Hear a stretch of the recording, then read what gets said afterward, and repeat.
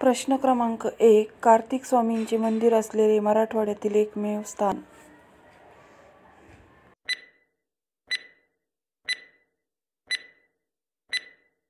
आणि या प्रश्नाचे उत्तर आहे पिंपळवंडी, तालुका पाटोदा.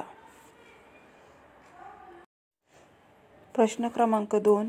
थोरले माधवराव पेशवे यांनी राक्षस भुवनच्या लढाईत कोणाचा पराभव केला होता?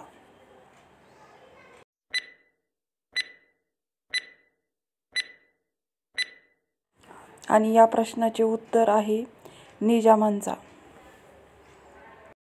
प्रश्न क्रमांक 3. विंचुर्णा नदीवर असलेला 400 फूट उंचीचा बारमाही धबधबा कोठे आहे?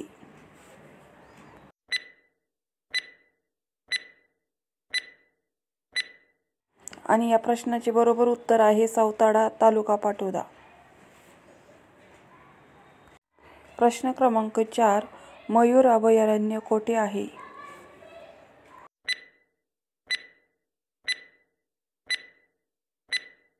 आणि या प्रश्नाचे बरोबर उत्तर आहे नायगाव.